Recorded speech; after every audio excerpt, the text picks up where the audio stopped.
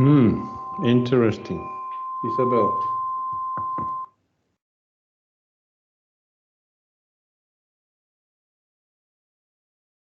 Do you want this?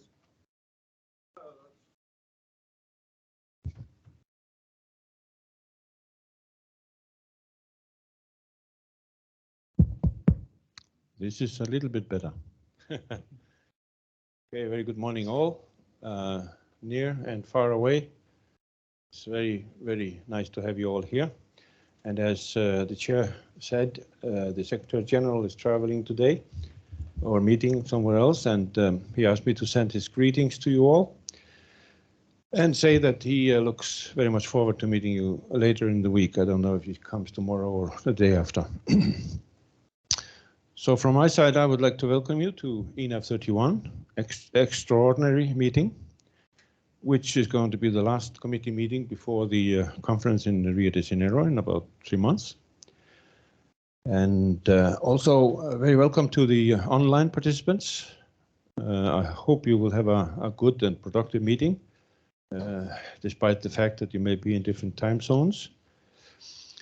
And for those participating online, I would like to remind you to register actually on the website to the meeting. If you're not registered, you will not be listed as a participant, and we want all to be in the report. I see that you have a very busy schedule this week. A lot of interesting input documents and a lot of work to do, even though it's only half of what you had last time. But there's still plenty to do. And I noticed a couple of very interesting input papers, well, a lot of them actually.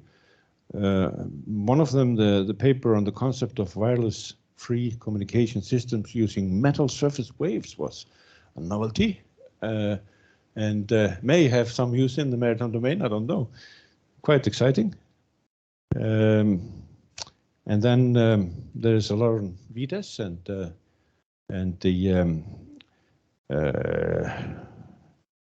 what was it called? It was the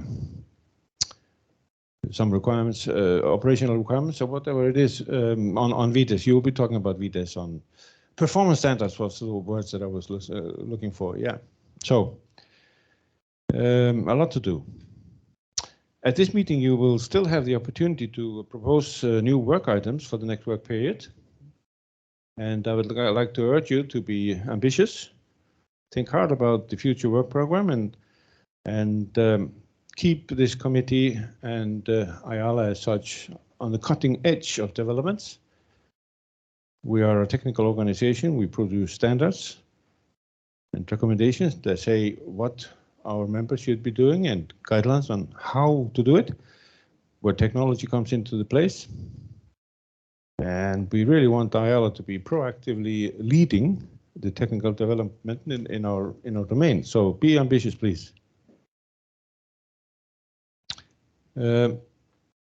As I mentioned, the 20th IALA conference is only 3 months away, 3 plus.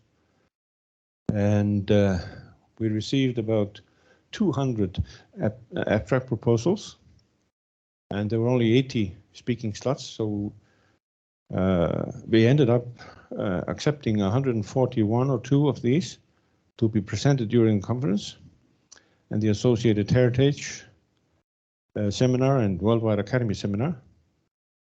But due to the volume of excellent papers that we received, we decided to have 2 parallel presentation streams, which is, I think, the first time in the history of IALA we do that. There will be a normal plenary as we know it, and also something we have called the Speaker's Corner, which is a little less formal, but still with plenty of room for participants to attend. And then we will try to, we will organize this so that a particular topic is not being dealt with in both venues at the same time. They will be like displaced in time. There are some very interesting papers, as I said, which are being presented there. not to mention the spectacular industrial members exhibition. So there's plenty of reason to travel to Brazil in May this year, where the temperature is also more convenient than here at the moment. Our IGO project, our intergovernmental project, continues to evolve. We have now 15 ratifications or accessions to this new convention. And we know of several more that are in the pipeline and will come in the near future. So again, once we have 30 of these, we have 15 now, IALA will transform into an intergovernmental organization. And that will be an interesting new situation for us. The Secretariat is progressing its work on the new structures and administrative issues that need to be in place for the new organization, which is a different organization. So we have the old IALA, which will cease to exist, and then there will be the new IALA, which will be quite similar, depending on what happens at the General Assembly in Rio. We expect that we have the same committee structure. We have the same technical focus in the committees, etc. We will try to keep the recipe, the IALA recipe, as closely as we can. That's our goal. So we thought everything would go back to normal after COVID, but now 50% of the committees are meeting online, and we still have war in Ukraine, which is not so good, of course, and our thoughts are with our friends and their families and people of Ukraine. And by the way, if you haven't noticed, IALA has established an emergency or a disaster recovery fund, and we have some funding from one of our members to focus on assisting Ukraine to recover in terms of safety of navigation from the situation as soon as possible.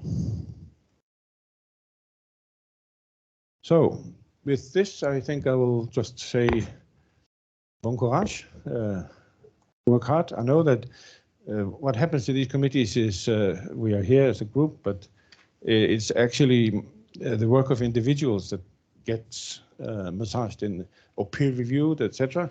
And I think all of you individuals that have been working hard on input papers and intersessional work and bring it to the table here, which is wonderful. And I'm looking very much forward to see the results of your work on Friday. So welcome. Thank you. Back to you, Mr. Chair. Yeah, thank you, Mark. Thank you for the welcome remarks. Then next agenda item, you already have a input paper with the agenda extraordinary meeting, extraordinary meeting 1.2.1. Now we have a 1.2 approve the agenda. If there are any comments or requests on the preliminary draft agenda items. So if nothing, okay, thank you very much. Agenda is approved. Then next 1.3, apologies and the introduction.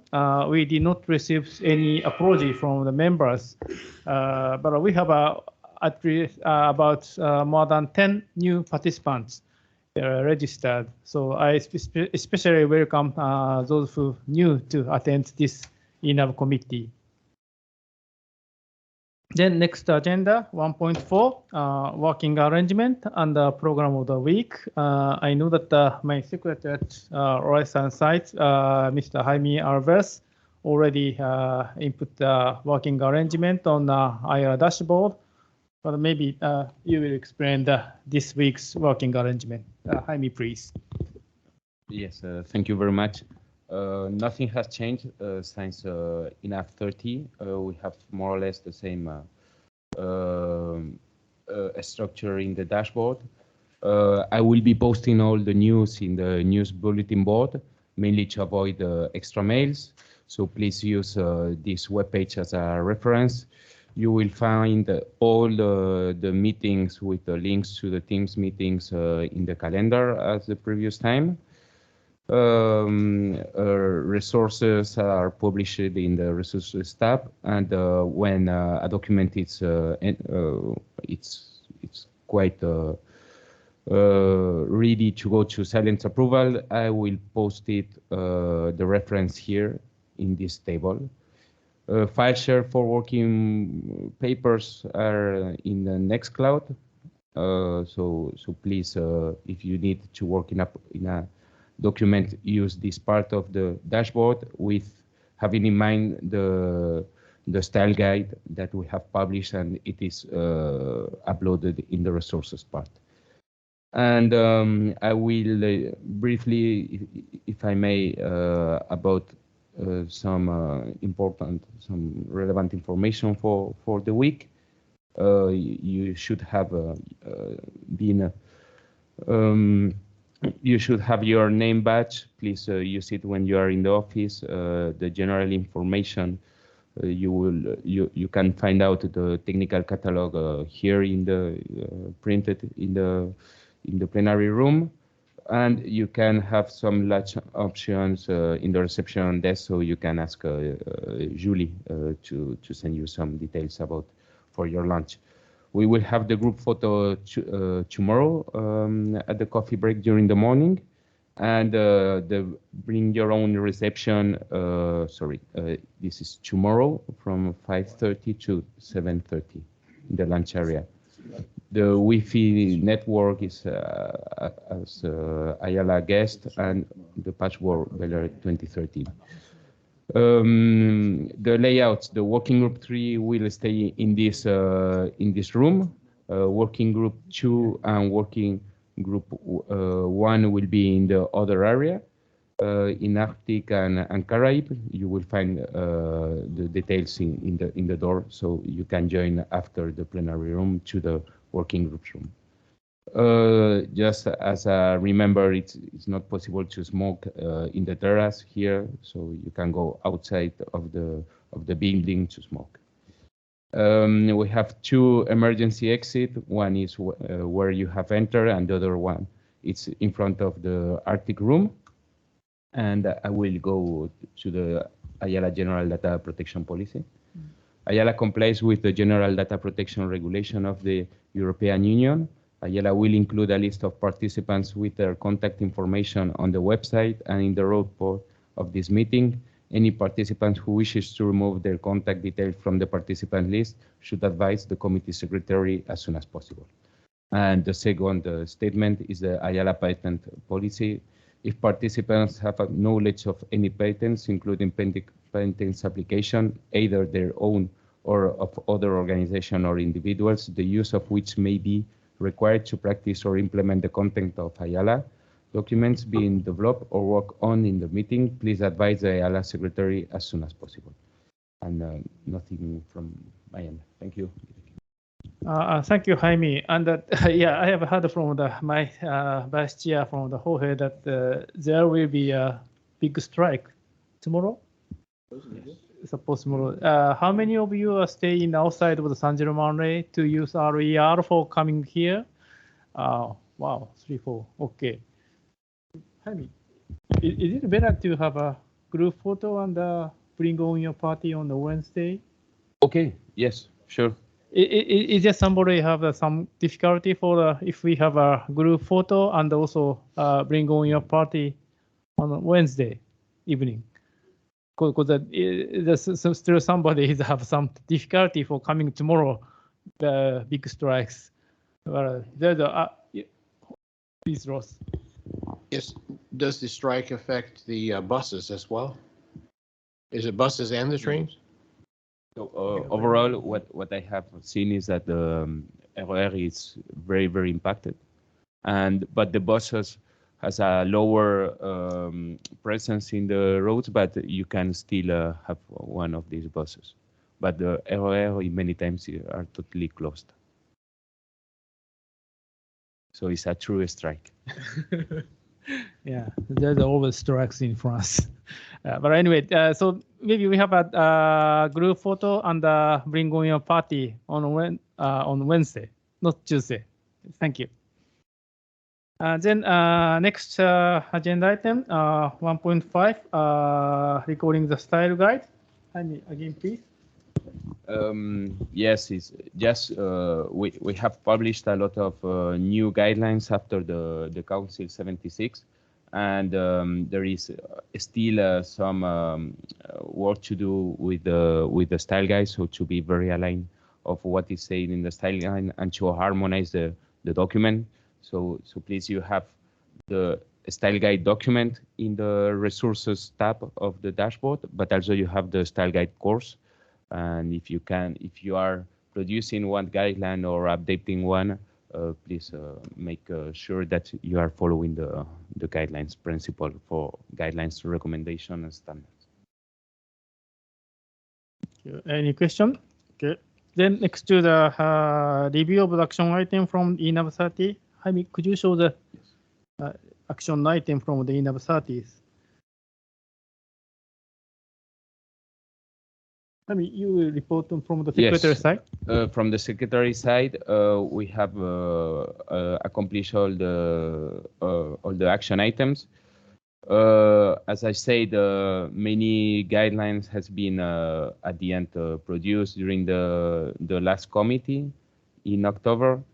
They have been approved in the council, and they just finished the quality check right now. So the new guidelines and recommendation will be uploaded to the website next week.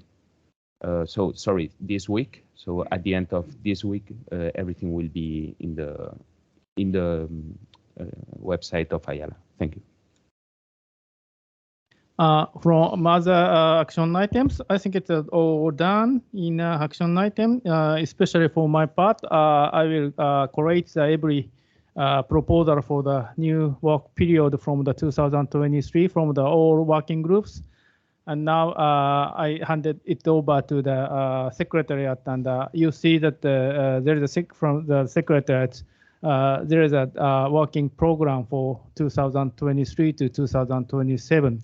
But I just inform you, we have a PUP meeting in this March, and we will coordinate with other committee chairs and vice chairs for the whole IRA working program from 2023. And this working program goes to the Rio de Janeiro Council after the council election, and the council approves this working program. So if you have any each working group has any change in working program, fortunately, we still have a session in this week. So please provide like a new work proposal or review of the new work program. Thank you. And is there any comment for action item from the ENAV 30? Okay, no. Thank you. Then next agenda is to report from other bodies and initiatives. So first, I would like to ask Secretariat Mr. Min-Soo Jeon from the result from IR Council, PUP, and Digital at Sea. Well, thank you, Mr. Chair. Good morning to you, and good morning all the participants. Well, I did put together some slides. So let me try to share my screen first.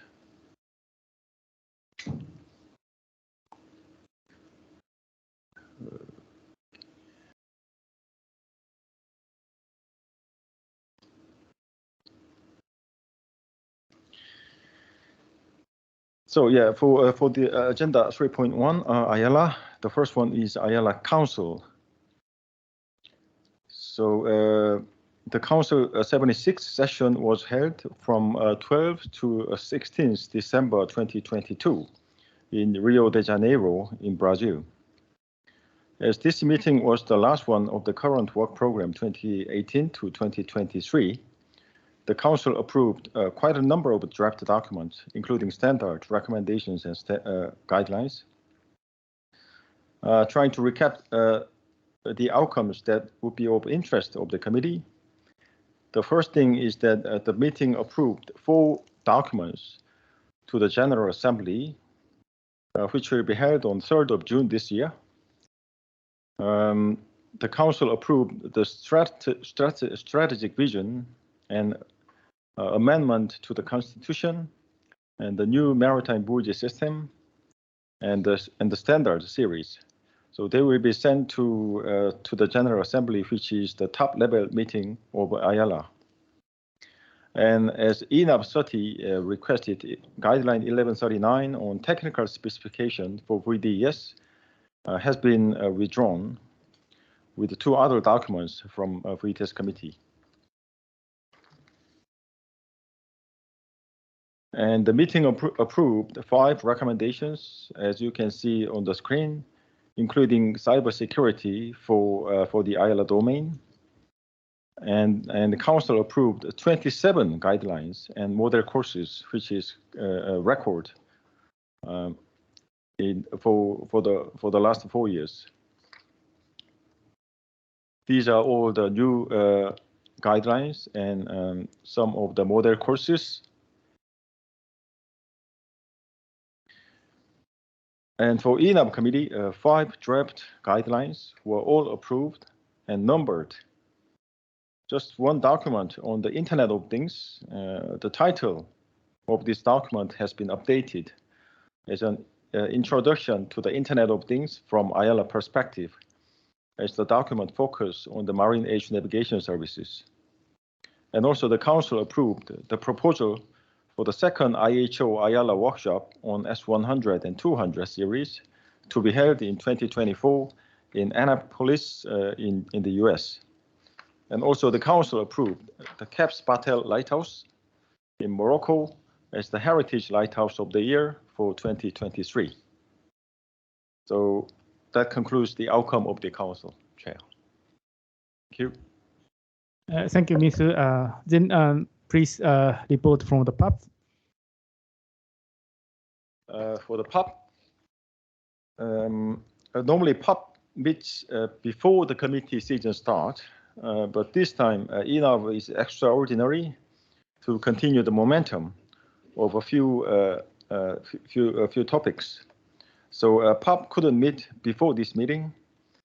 The regular PUB meeting will meet in March this year to finalize the work program and the other topics, as Chair just mentioned. So for the PUB, PUB 48, kind of short version of the PUB, met in November last year after the committee season and discussed a few points, such as the edition number 2 of the IALA standards, and finalize the IALA input to NCSR 9 on the maritime service in the context of e-navigation, and some amendment to the basic document, and prepare the disclaimer statement for the website and IALA documents. So the next PUB 47, will meet in March this year in IALA headquarters. And this meeting will try to discuss all the topics, including the new work program for 2023 and 2027. That was a quick summary about PUB, Chair. Thank you, Mr. Is there any question on the council meeting and also PUB meeting? So if nothing, Ms. please continue to the digital at sea. Do IMO later or? This is IMO later. Yeah. Okay. For your convenience, I think. Yeah. Oh, I'm sorry. I'm sorry. I was confused. Sorry. Yeah. Regarding Digital SE, Digital SE series will continue. So the upcoming digital. Sorry.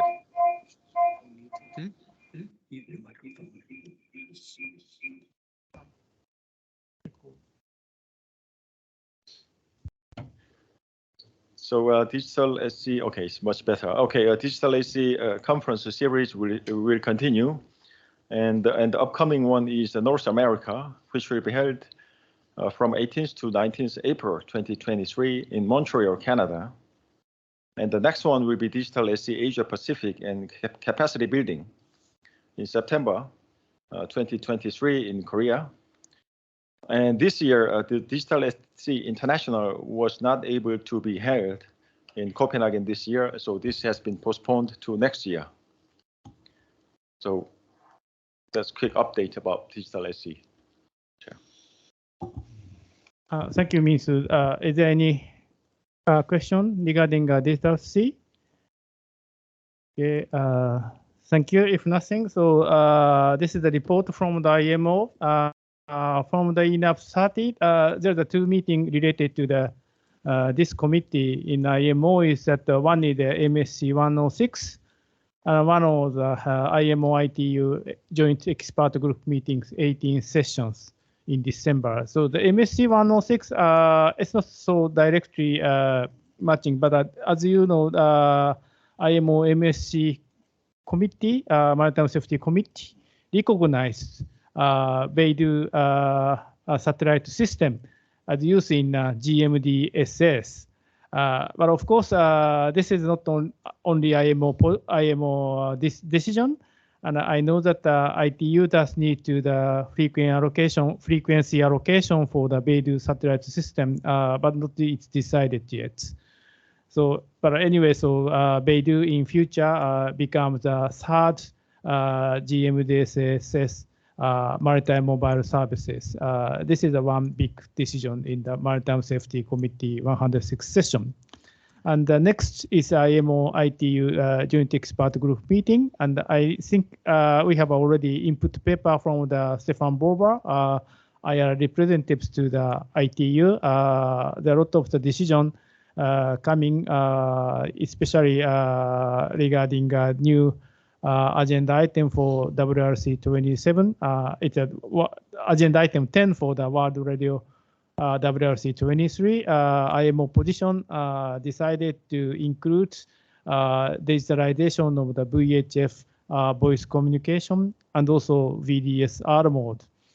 If WRC 23 agree to the this agenda to go to the WRC 27, I think we are busy for doing something for preparation for WRC 27.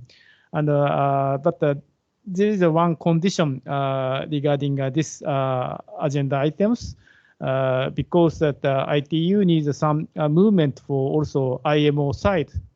So any interested member state or interested parties to submit new work proposal to MSC 107 in this coming May regarding VDSR mode and also digitalization of VHF voice communication systems.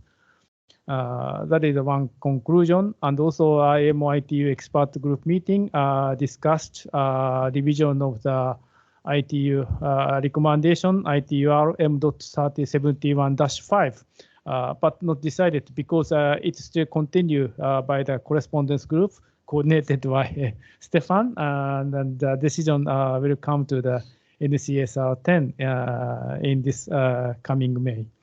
That is just short report from the IMO.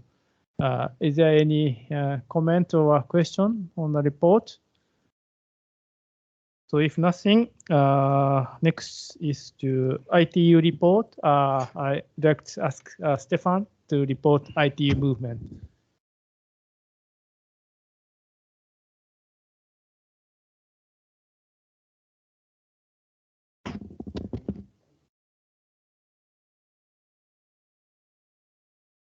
Microphone. Oh, no, sorry. So I missed this. I'm an engineer, so it's a little bit difficult for me. Yes, thank you, Mr. Chairman, and good day to everyone. Input document is IM 31 3.5.1.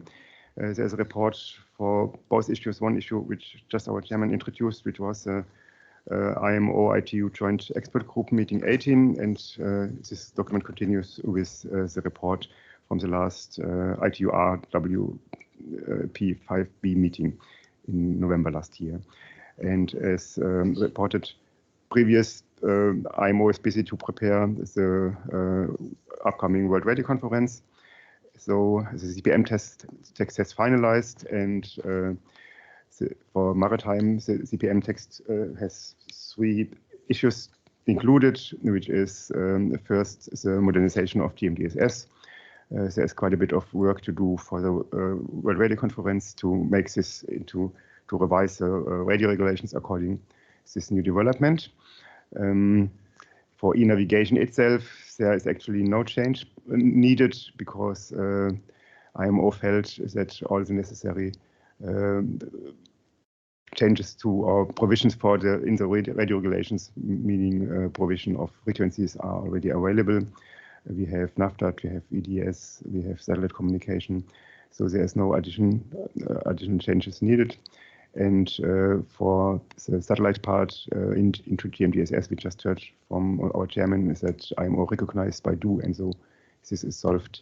And from IMO side, and ITU needs to change the radio regulations for that. Good, then ITU continued to update the different recommendations which we had already last time, which is DSC recommendation. It's recommendation IS 771. It's a recommendation for NAVDAT. And those recommendations need to be continued. Besides the NAVDAT recommendations, they will be finalized in July. But for example, IS, where we do quite a bit of work into, and will need to continue next session period, which is next year. Then one issue was the autonomous maritime radio device, and the goal here is to finalize this work in July this year. So there would be a new recommendation for that. And yes, ITU also started to work on a new report for digital voice communication in the VHF maritime mobile band. This will continue, but this is a good start actually for our new work item proposal, which IMO supports. And this might be a discussion worth a discussion here in our group if we as YALA would also have a position towards World Radio Conference 2023. If yes, then we may need to draft something during this week. That's in short my report. Thank you very much. Thank you, Stefan. Is there any question regarding this matter? Stefan, one thing is that if IARA had a position regarding new agenda item 10, especially digitalization of the VHF voice communication and also VDSR mode, I think we have still ENAV 32 in maybe September this year. It is still reasonable to submit something for ITU, or maybe deadline become before the ENAV 32? Yes, thank you, Mr. Chairman. I guess ENAV 32 would be the time would still be okay. I need to check, but since it starts in November, it should be okay for a short input. But we need to make it in time. Yes. Okay, thank you very much. Thank you.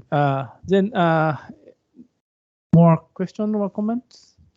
So next, again, I would like to invite Stefan for IEC meeting, and also my vice chair, Jorge, for the IEC movement. Okay, Stefan, please first. Yes, thank you. Just a short note. From ISC working group 15, we continue to work towards test standard for VDES. We decided that we will start with a mobile part. That means we will have a specification and test standard for VDES mobile station, including all functions of VDES, which is IS, ISM, VDE terrestrial, and VDE satellite. So we think that this one-step approach would be most beneficial for the community, and this will be a new work item proposal which we will submit to IEC after the next meeting in March. So we hope that we will have mid-end of this year a new work item proposal for an accepted work item proposal for VDES test standard, and then a 2-year working period starts, and after 2 years we have to finish this document. So that's already then scheduled to have an international standard in maybe 2-3 years' time. Thank you. I have nothing else to add. Thank you. Is there any question regarding IAC movement? If nothing, my apology. I just skipped the IHO. I'm really sorry for Minsu to waiting for the IHO movement. I need to introduce him after me, but I'm very sorry for that. But Minsu, please, kudasai, report. Thank you, Mr. Chair. No worries.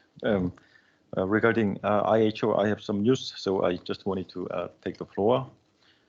So I like to say IHO is really in full steam ahead for the implementation of the roadmap for S100. For the last 6 months, much progress has been made in the development of S100 series product specifications.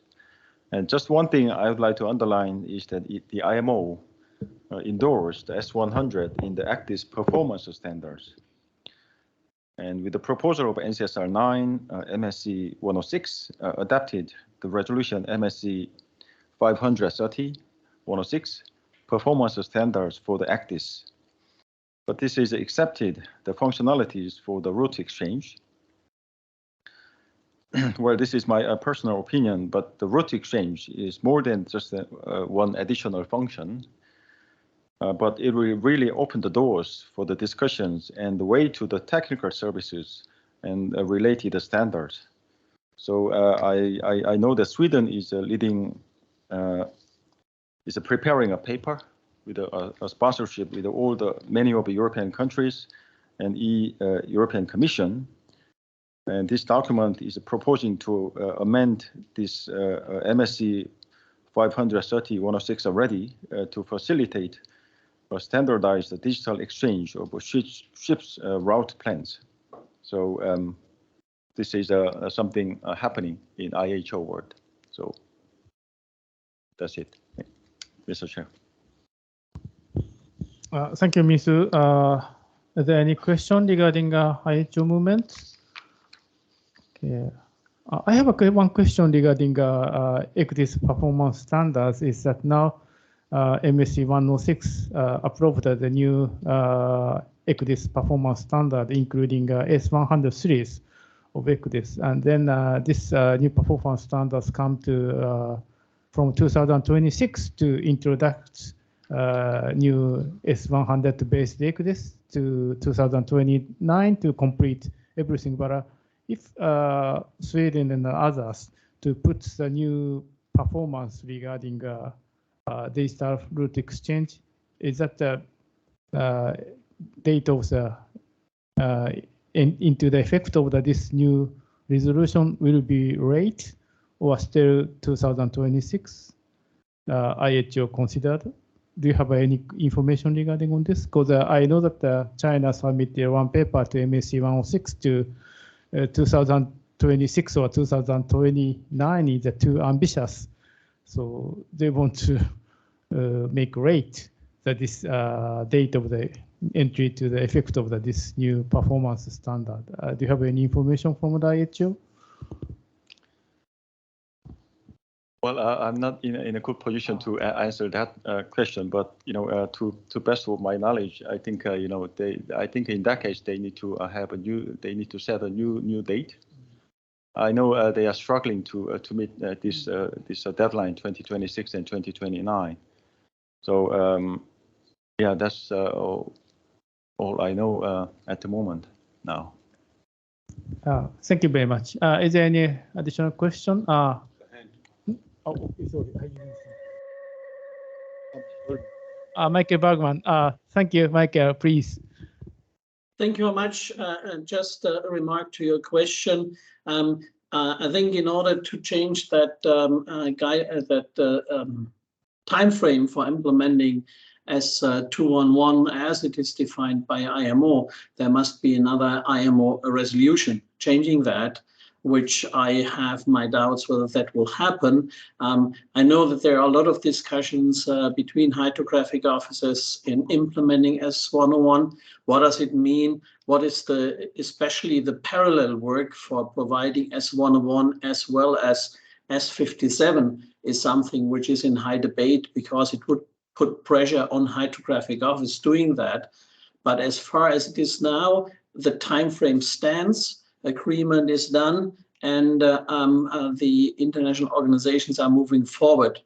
Just that you know, we have in Germany a project to actually define how the implementation of S101 according to those timelines will have to be. What do we need to do to accommodate that and see how that moves forward? But again, in order to potentially change it, it needs to go to MSC, and there need to be a new MSC resolution. And I do have my doubts that MSC is keen to actually do that. But we'll see how that will pace out over the next 1 or 2 years. Thank you. Thank you, Michael. Thank you for the very good information regarding this matter. Is there any other comment or something? So nothing. Next, I would like to invite Jin-Hyun Park. Could you please provide us a movement for the ISO, International Standardization Organization? Jin, please. Thank you, Chair. I'm very happy to have the role to report IALA-related standardization activities at ISO. As this is the first time for me to report ISO activity, I have prepared some general facts on ISO. ISO is an independent and non-government international organization with a membership of 167 national standard bodies. As of today, there is 259 technical committees, including TC8, ships and marine technology, which is explicitly dedicated to marine technologies and marine technologies, and JTC1, which is collaboratively operated with IEC for IT technologies. The role of JTC1 is to develop and maintain international information technology standards and to promote the worldwide development and the use of information technologies. As ENAV committee is dealing with the digital information systems for marine aid to navigation, it's important to monitor the activities at JTC1 of ISO. JTC1 has 23 subcommittees, including ST6, telecommunications and information exchange between systems, ST41, Internet of Things and Digital Twin, and ST42, Artificial Intelligence.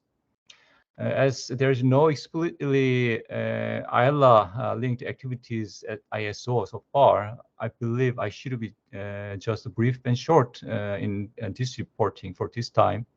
I'll bring the details of ST6, ST41, and ST42 at the next ENAV committee meeting for your better understandings on IALA-related activities and ISO. Thank you. Thank you, Jin. Is there any question regarding ISO movement? Because this time our pre-chairs meeting decided to include ISO movement because ISO is a very important organization for the digitalization of the maritime communication, as Jin expressed. So maybe next to ENAV 32, we have a continuous report from the Jin-Hyun Park. Thank you. Then next, I would like to invite Jorge for the RTCM.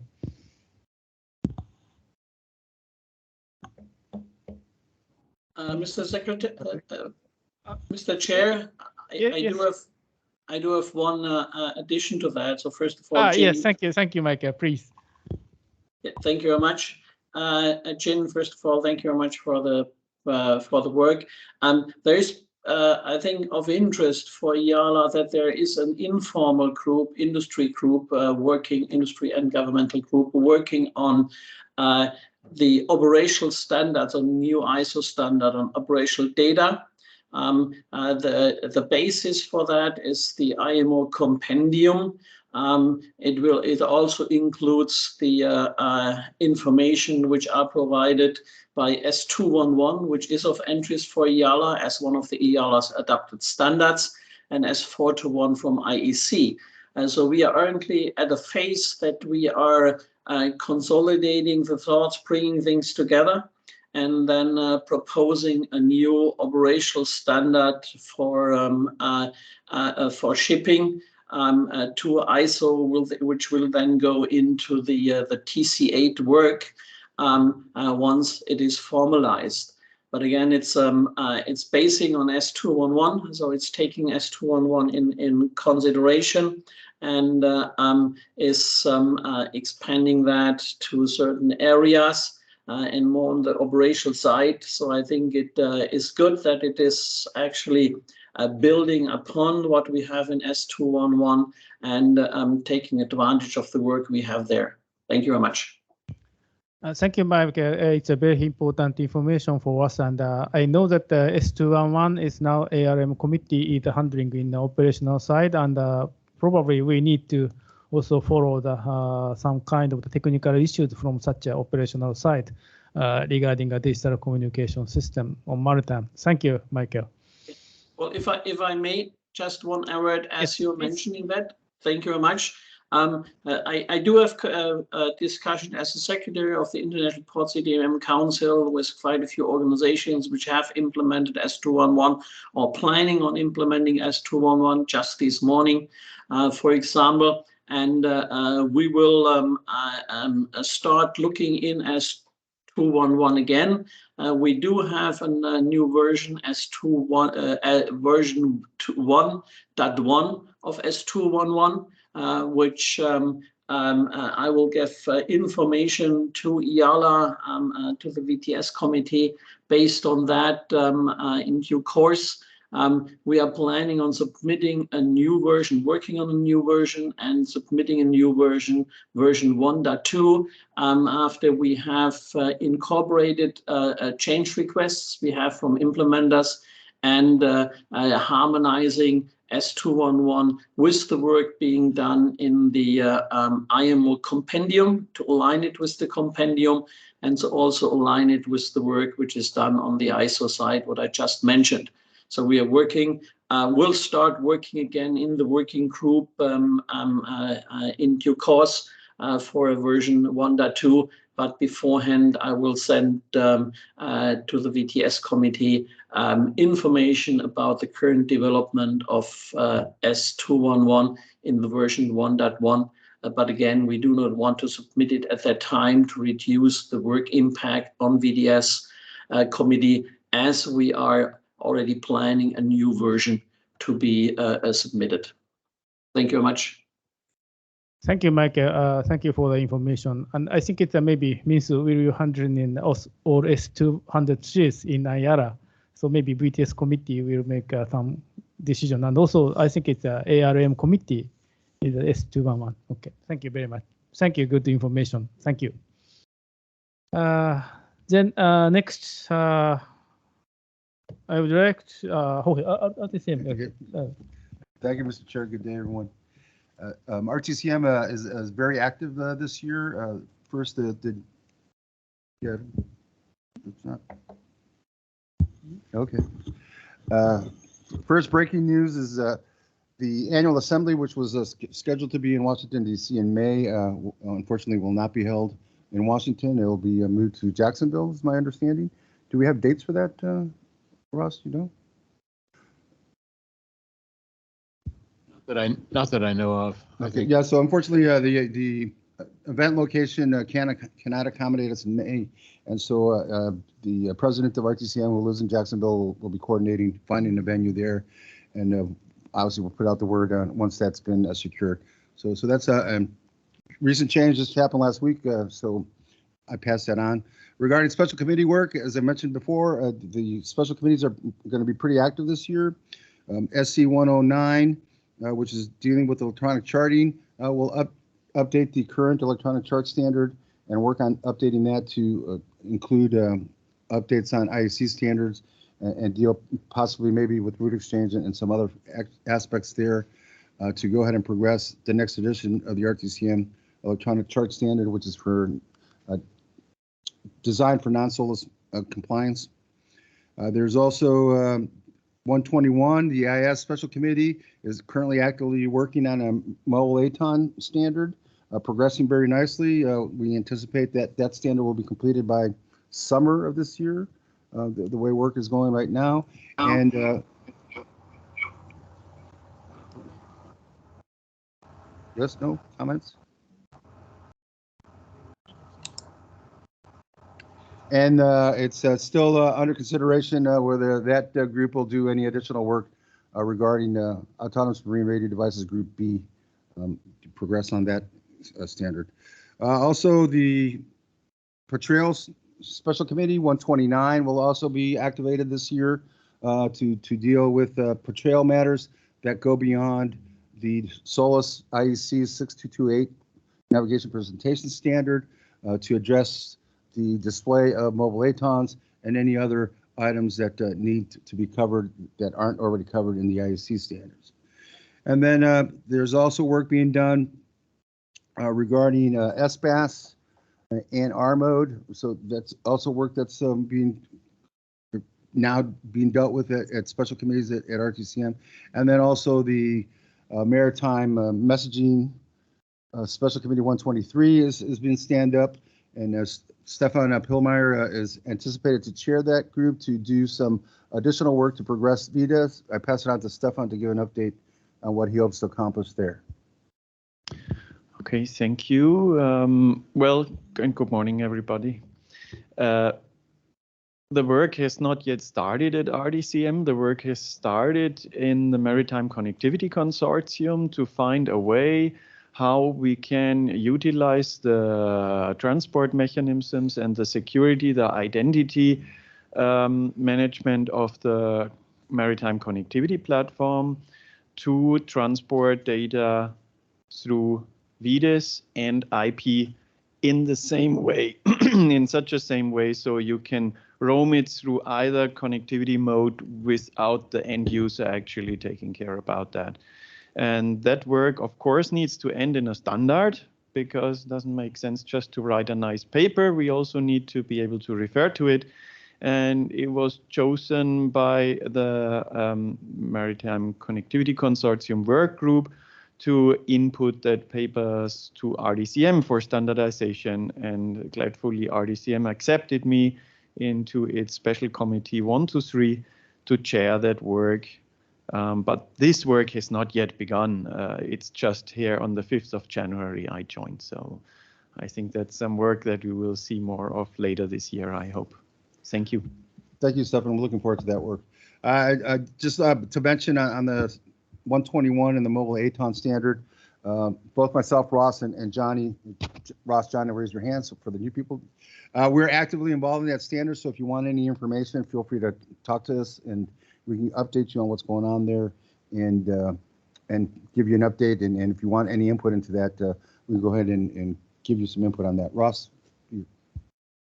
Yes, thank you, Jorge. I just found the date for the RTCM annual meeting in Jacksonville, 12 to 16 of June. Okay, thank you. This year. Thank you. Thank you, Mr. Chair. Thank you, information, Ross. Then next agenda is 3GPP. Ms. please. Thank you, Mr. Chair. We are lucky to have official representative from 3GPP. Miss Gu is she is in the list, so I think she can do. Yeah. Okay, Ms. Gu, please. Okay, thank you, Chair. Good afternoon, good evening, everyone. After last, can you hear my voice, right? Yes, very clear. Okay. After last IALA ENAV 30 meeting, there are 2 updates decided by 3GPP TSDSA plenary meeting in December 2022. First is about the LIS 18 standardization, called as 5G Advanced. The timeline for LIS 18 standardization was extended by 3 months for service aspect and the core network works accordingly, it was revised to complete the standardization of Release 18 specification by March 2024.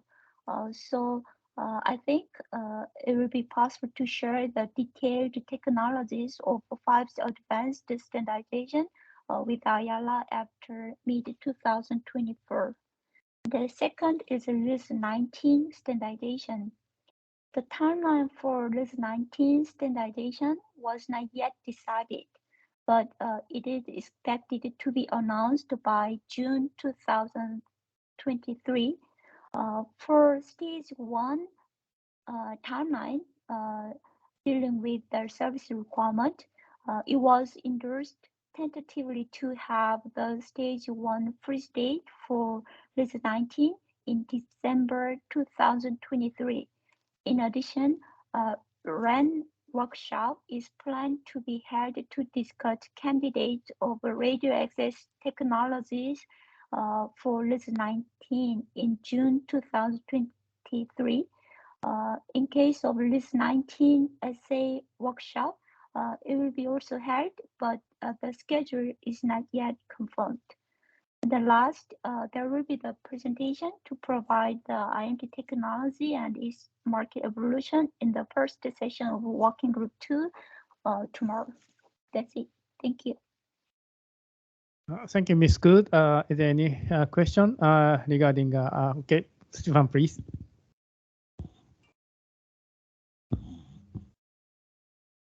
Yeah, thank you. But actually, the question is to the RDCM report from before. So if I may. It was said that the meeting and the annual meeting is held in Jacksonville. Now I'm checking, and I think there is maybe about 15 Jacksonvilles in the US. So I would be happy to know which one. Florida? Oregon? Nice one, the Florida one. Florida. Thank you very much. Thank you. Is there any question regarding 3GPP movements? Ms. Ku? If nothing, thank you, Ms. Ku.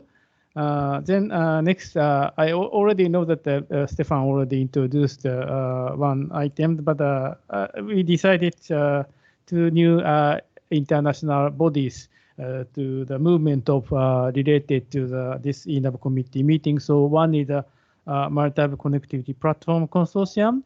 So I would like to invite Thomas. Could you please give us a report regarding the movement of the Maritime Connectivity Platform Consortium? Thomas, please. Yes, thank you very much. Actually, I was under the impression that I would give an update on development of technical service specifications and the digital incubator. Okay, please. All right. So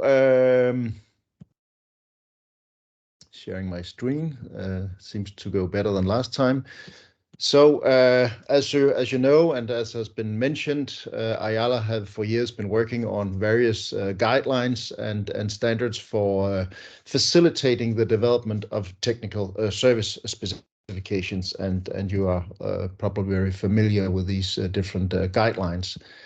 And recently, there has been work started to actually develop these technical service specifications within the scope of Ayala. There's now a task group which is jointly between ARM with the support of ENAV, working on technical service specifications for the provision of H2 navigation information.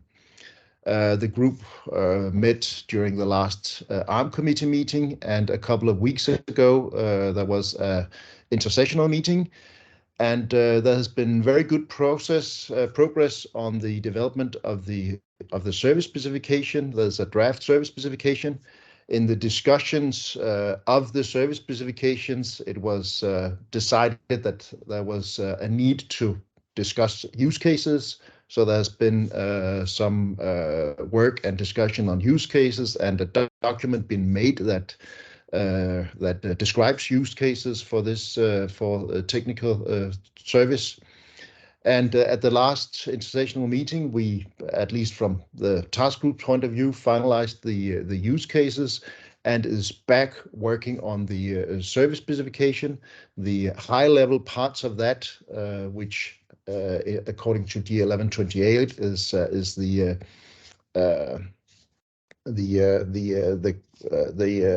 operational context of the service, that is very mature, and there's now work being done on the more technical descriptions of the service specification.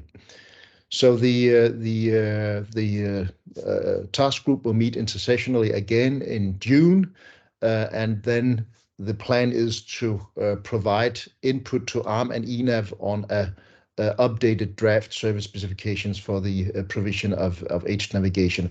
The first service that is being worked on is H navigation to end users, which uses the S125 product specification, and later it will be probably looking at another technical service specification for H navigation authorities using the S201 product specification. So this work is going very well, and there's probably going to be a very mature technical service specification soon. In VTS, there's another task group there in VTS with the support of ENAV, working on VTS technical services. So there's work being done on trying to identify the different services under the VTS domain and to pinpoint a pioneer service that will be specified first. And right now there's work being done on a traffic clearance service. And there's going to be an intersessional meeting together with related task groups in Belgium in March. That is the plan. So there's good work being done there. It is not as mature as the ATON service, but it is under development. And as you also probably know, in IHO, there has been work for a long time under a similar service for navigational warnings using the same guidelines as presented on the previous slide. And this is also maturing very well, and in particular the S124 product specification is now at a very mature stage. So this is coming along nicely. Then, as was presented at the last ENAV, there's the Digital Incubator Initiative, where the idea is to implement early versions of these technical service specifications, test them, and give feedback to IALA, IHO, and maybe in the future other organizations as well, using open source software and trying to collaborate on creating a test bed for these technical services. So right now we have an implementation of the ATON service, and there's work being done for navigational warnings and VTS services. But as of course the service specifications are less mature, then this work is also not as progressed as the H2 navigation service. And you can follow this work on digitalincubator.maritimeConnectivity.net. So that was my brief update on technical services and Digital Incubator. Okay, thank you, Thomas. Okay, Omar, please. Yes, thank you very much for comprehensive information there. But the Digital Incubator, I think in the beginning we talked about the Open Digital Incubator. Have you closed it down or what? No, we haven't closed it down. It does also say Open Digital Incubator on the website, but sometimes it is being shortened a little bit. But yes, okay. Open Digital Incubator. It is very open and everybody is welcome to join. And how do they join then? They call me. Okay. Thank you. Okay, thank you, Thomas. Is there any more question? Okay, Stefan, please. I can say it works. If you send an email to Thomas, you are a part of the open community and get invited and so on. Lots of meetings, interesting stuff. Thank you. Thank you. Okay, thank you very much. Okay, if no more question, and then I would like to invite Stefan again for regarding a movement of the VDS Alliance. Yes, thank you very much. We finally did it. So now the VDS Alliance is inaugurated, and we have an operating board, and we have a organization number in Denmark, and we have a bank account, and we can even put money onto the bank account. So now it's possible for members to join. We are right now in the board working on a program for members. So task groups, you can call it. Right now, it's not given a name yet. But small work groups, it shouldn't be a big organization, because the main mission of the VDES Alliance is the one of interoperability in the VDES domain. It's not about test standards. It's not about anything we do here. It's not about standardization as such. It's about interoperability between VDES equipment, because it's right now especially very easy to build VDES equipment that doesn't work with each other, because we are not having a test standard yet. And in order to avoid that, we already have some successful results, not directly from the VDES Alliance, but from some of its members who just put their equipment together to try to make it work. And funny enough, a lot of stuff actually works. So I think it's a very good initiative. And if you find it interesting, you may join. Of course, it's also a kind of club to go out like many others do and promote VDES. Yeah, that's a secondary topic or a secondary purpose of the VDES Alliance. If you are interested in knowing who we are, you just type in your browser VDES-alliance.org. I can put it in the chat shortly, then you can see who we are and how to become a member. Thank you. Thank you very much, Stefan. No question? Thank you. Then now we have a opening presentation, and I know that tomorrow also have some presentation, as already Misku announced at the working group too. But today's opening presentation, we have two presentations. One is from the Japan Coast Guard. Mr. Okasawara will make information on a workshop on digital maritime communication in the next month in Tokyo. So, Mr. Okasawara, please. Yes, please.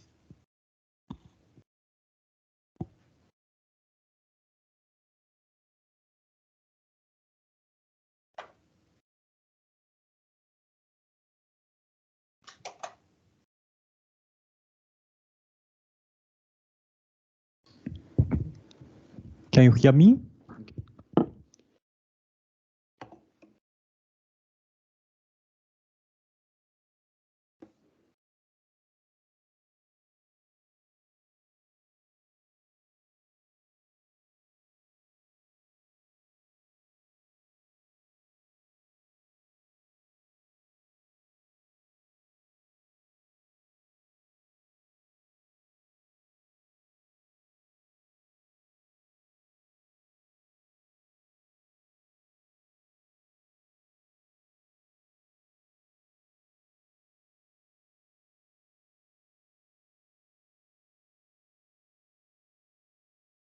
Good morning and good afternoon and good night and Happy New Year, everyone. Nice to meet you. I'm Hiroshi Ogasawara, Japan Coast Guard officer in Maritime Traffic Department. I'm in charge of budget and outsourcing for the upcoming workshop. So I'd like to take a few moments today to give you some helpful information about the workshop and your visit to Japan. Next slide, please. I will give you the information listed in the table. Next, please. First, let's talk about visa. Some areas require a visa to enter Japan, and you may need a document prepared by Japan Coast Guard in Japanese language to apply for a visa. Our contact details are listed in ERA, and you can contact us at this email address. Next.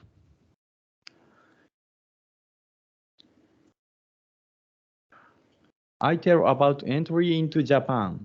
A new system has been introduced since November 2022. It is a web-based service for quarantine Immigration and Customs. By completing this at least 6 hours before the scheduled arrival of your flight, you can pass through quarantine, immigration, and customs by simply presenting the QR code or screen of your mobile phone when you arrive at the airport. Of course, the procedure can also be carried out by writing an application form. Next, please. The weather in Tokyo in February. I feel similar to here. Snow may or may not occur a few times a year, and the photo is from 2018. Next. Number of new infections in Tokyo has calmed down a little. However, almost all Japanese people still wear masks, both indoors and outdoors. So, therefore, please bring a mask. Next, please. Okay, access to the venue. Tokyo has lots of routes and connections about trains, subways, and buses. It is not easy, even for Japanese people living in Tokyo. So I recommend an application, Japan Travel by Navitime, to check transfer and search station in English. Next. The venue is Tokyo University of Marine Science and Technology. There are 2 hotels in walkable distance within 15 minutes. If you stay in a different hotel, station Echujima, station number JE03, and Monzen Nakacho station, station number T12 and E15, are closer to the venue. The venue, Tokyo University of Marine Science and Technology, has a history of about 150 years, and the venue. Echujima specializes in marine science. Another location, Shinagawa, conducts research in fisheries. The university has the Meiji Maru and photo ship, the oldest iron ship in Japan and important national cultural property. And also, there are 5 buildings designed as registered tangible cultural properties. Okay, next, please. On the first day, there will also be an exhibition by the industrial members in Japan. And technical visits and workshop dinners are being coordinated with universities and vendors. As the number of visitors needs to be divided, the person in charge and university professor are in the process of coordinating the visits, including the place to be visited. And about workshop dinner, we are in the process of tendering for outsourcing. So details will be decided in the future, maybe this weekend. And I expect it will be one or the other. Hilton Tokyo Odaiba is a very nice 5-star hotel. And dinner cruise is also nice. I'm looking forward to meeting you in Japan. Thank you for your attention. Thank you, Mr. Ogasawara. Is there any question regarding workshop? Nothing. Thank you very much. Thank you. Thank you. Okay. Sorry. I have one question from the Axel. Axel in the online. Okay. Please, Axel.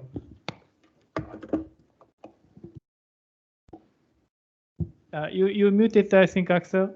We cannot hear your voice.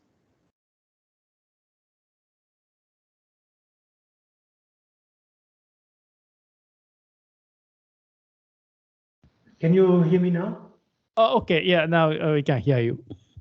So thank you very much for the information, and we're really looking forward to join this event. Do you know when you will have the final program and where we can download it? Because on the IALA website, we have only the preliminary program so far. Yeah, program. Okay. Thank you.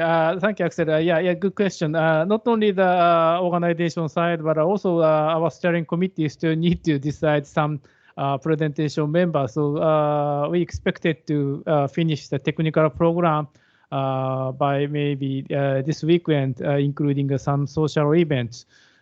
So maybe next week or week later, we will provide you the more detailed event.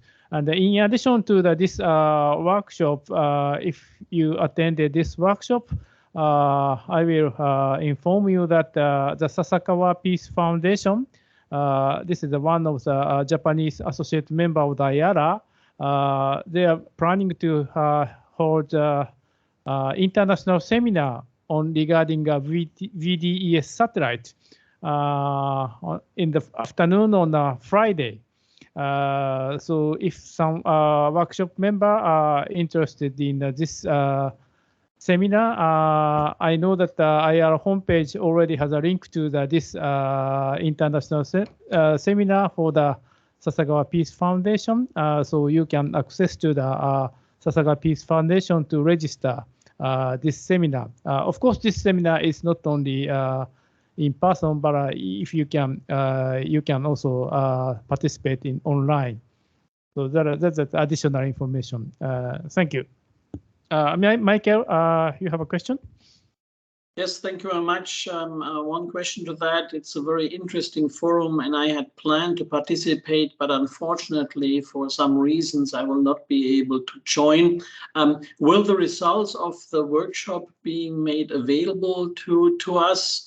The reason I'm asking is that I am currently working with German Ministry to define a position for implementation VDES in Germany, and would be very helpful to get the information from the workshop. Thank you. Of course, Michael, thank you for the question. This is IR workshop, and the result of the IR workshop is all circulated to the all committee meeting in after maybe September. But before that, we will upload the result of this workshop, maybe including every presentation if presenter agreed. So you will see this result of the workshop by IR homepage. Thank you.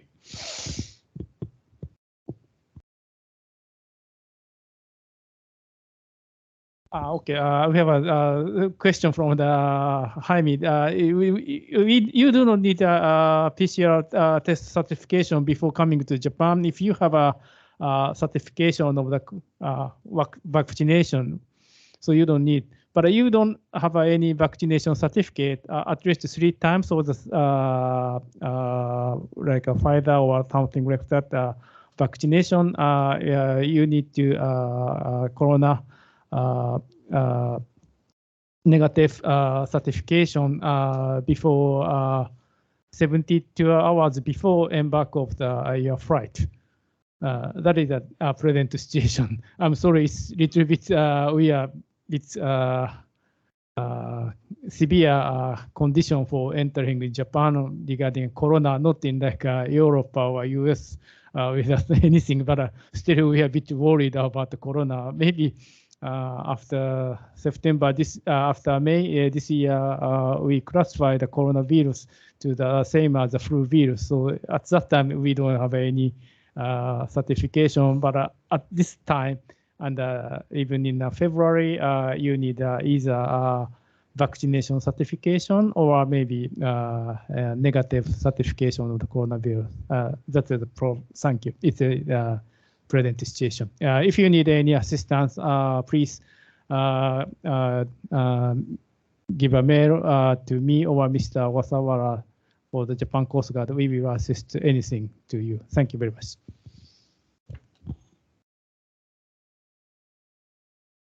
Thank you. Then next presentation, I would like to invite Stefan to give us a VDES update.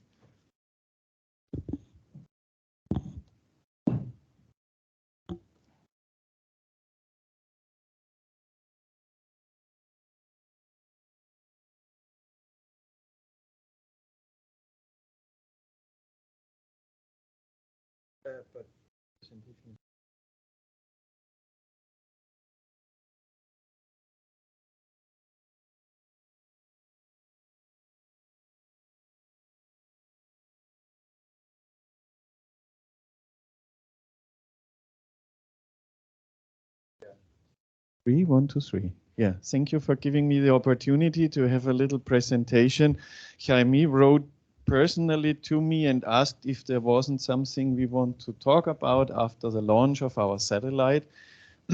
So yeah, bear with me if it's getting a little bit nerdy. I mean, it is an interesting thing to launch a satellite. I tried to also write, okay, what did we go through very roughly about that, but it's also a reminder about what is VDES, what is VDESat, because I guess we still need to repeat that.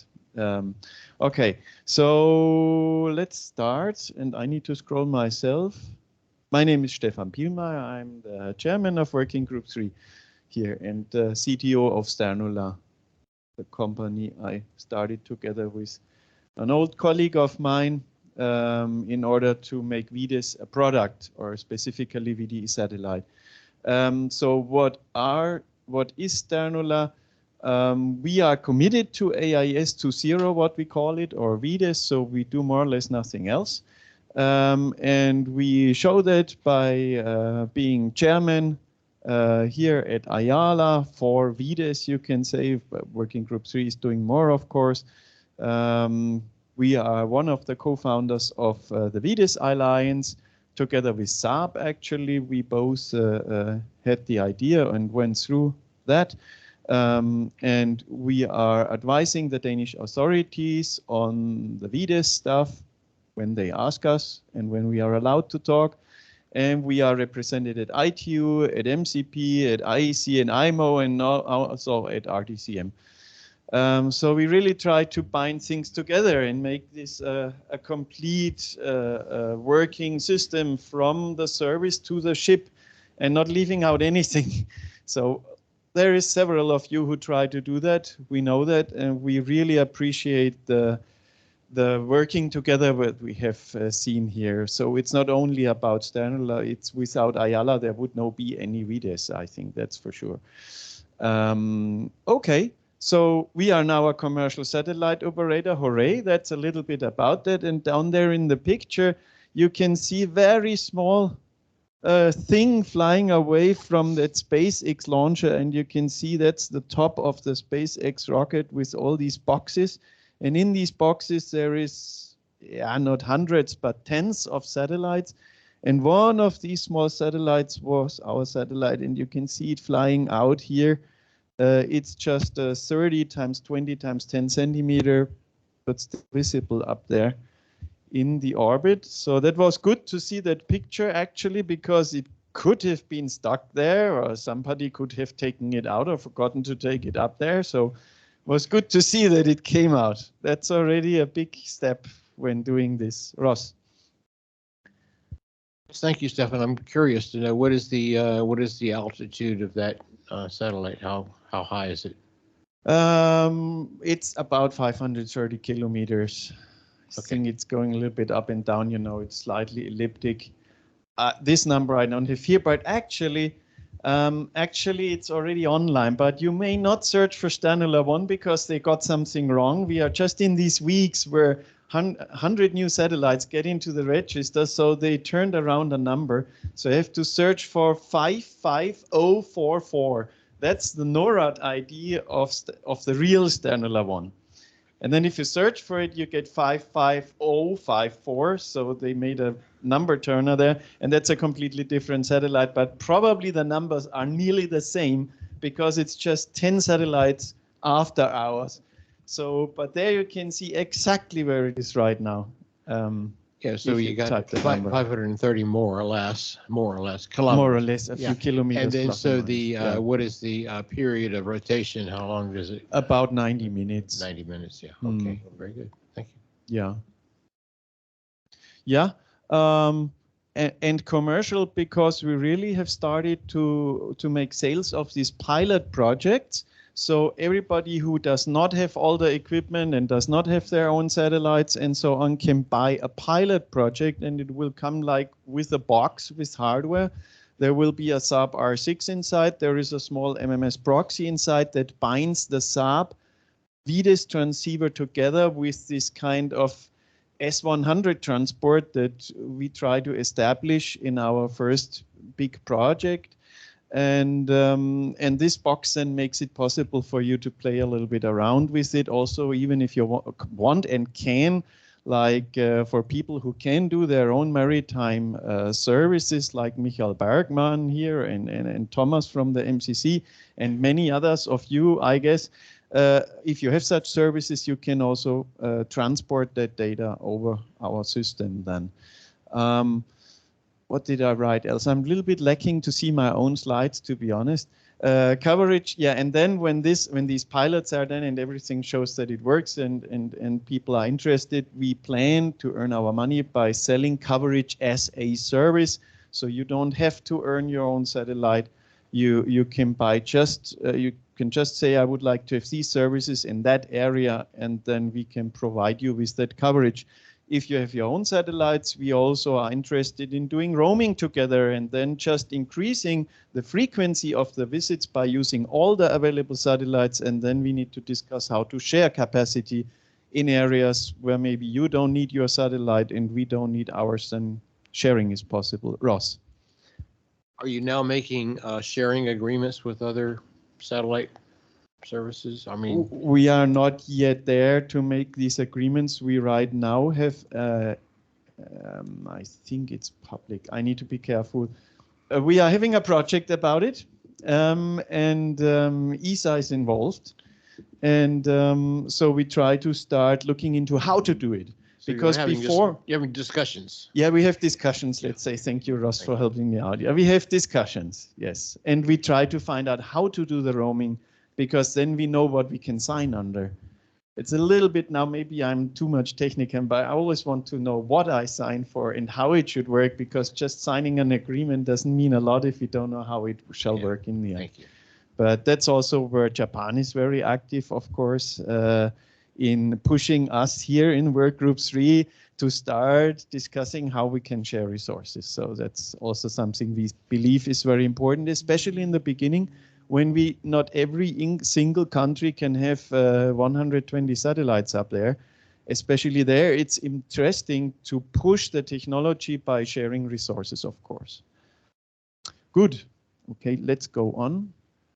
How much time did I already use, Jaime? 5 minutes or so? Out of my 15. Okay, let's go on.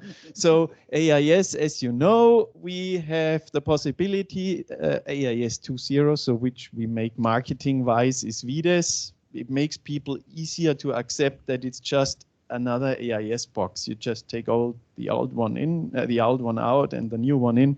You don't change the antenna and so on. So it's an easy process, and it helps, I can say, even so it's not an official term. But what it is we can have digital communication on all these new channels between ships, so ship to ship, ship to coast station, and of course vice versa, so always bidirectional. And then we also have the satellite segment that is our our market, which then can contact ships from the satellite, especially when they are in the big oceans, or maybe smart buoys, or a lighthouse that is in northern Greenland where there is no connectivity. So all this kind of stuff can be done with the VDES satellites. And of course, yes, the VDES satellites, not correctly drawn here, having a feeder link connection, not through VDE. That's an S-band connection, of course, because the ITU standard does not allow to use VDE for feeder link. Just to make you aware, it's a mistake in the drawing. Don't don't think we use VDES for feeder link. It would also be much too slow. Okay, good. So that's what we do, and yeah, whom do we address right now?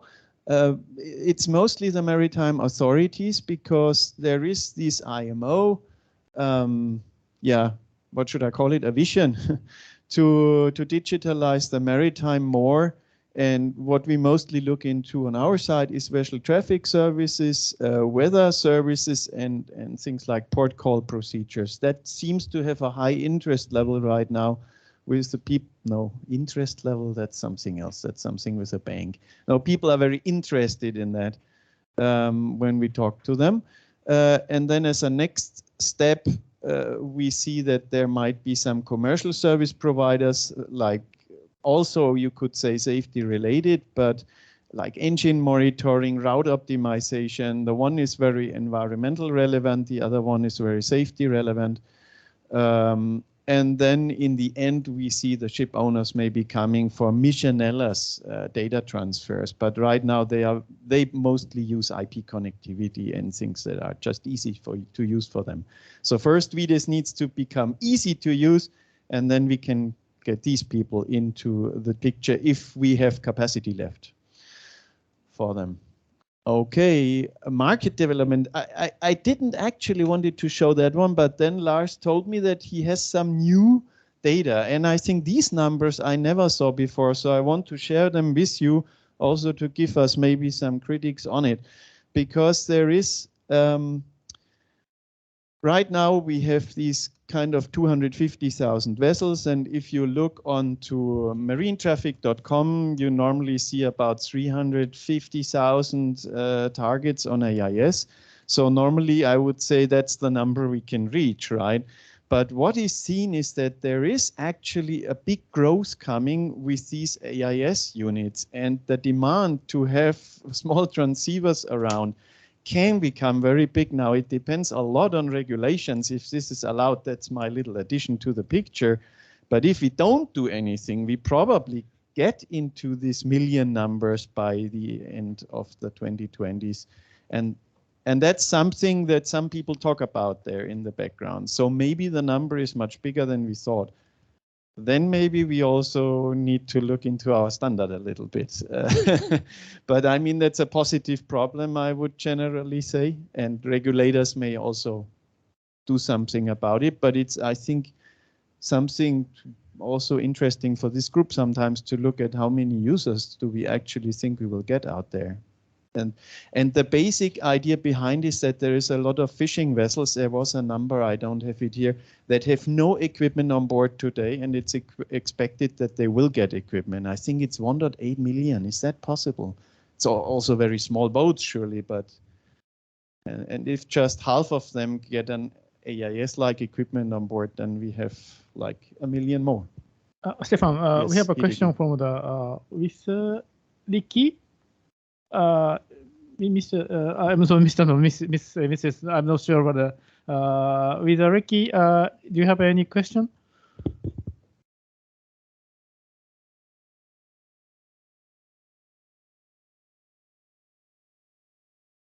We can hear your voice.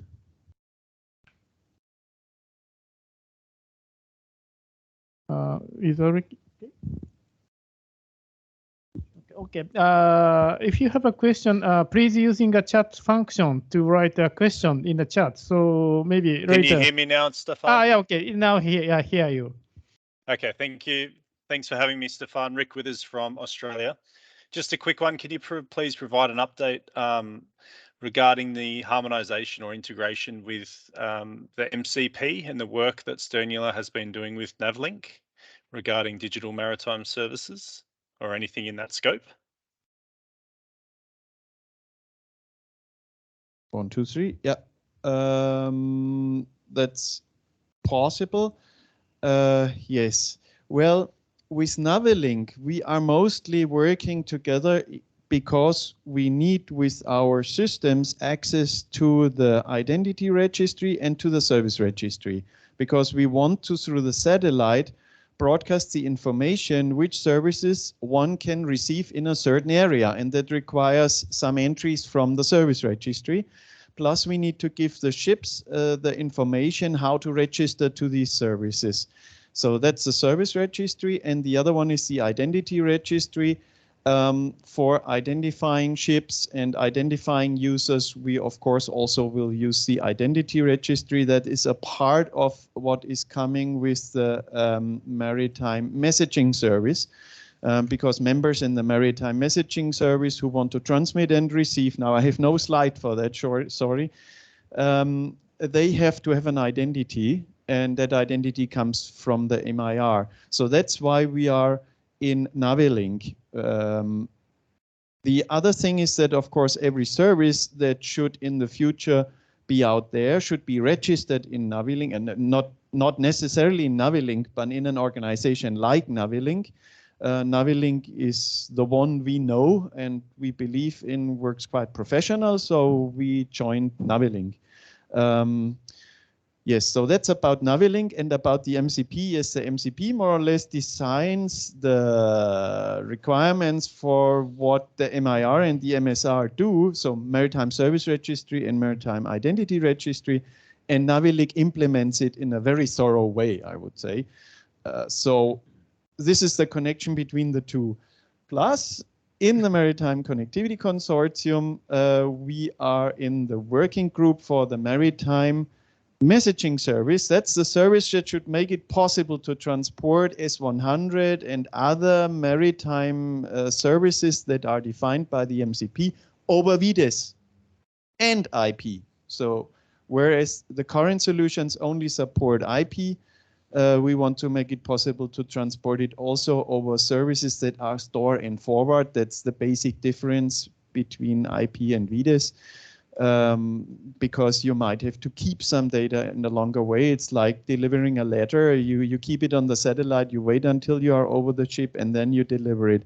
Or you have a very unstable internet connection, like a 4G link from a ship. I guess this is not there all the time. I mean, you can see it for a few seconds and then it's lost again. And then you suddenly roam in another country. And then you roam again in the next country. And that can change like every 10 seconds. So this is not a very stable internet connection, and that will be much better to be used with the maritime messaging service because it's exactly built for that. So that was a small discourse. Yes. Thank you, Stefan. That is exactly what I wanted to hear. So thank you very much. Thank you for the question. Good. Shall we go back in the presentation? May I ask you, Jaime, if we have time left? But now this was that one with the fishing vessels I thought was important. And now I think I jump over our roadmap. It has been there before. Yes, we want to have 60 satellites in 2028 if we find customers. And this is how it works. You also know that. And I showed that a lot of times. So you want to see some pictures of the satellite and so on. So now let's look at this one. So I think what is important, and what I wanted to share shortly with you, what is the difficulties, what is important when you want to do this.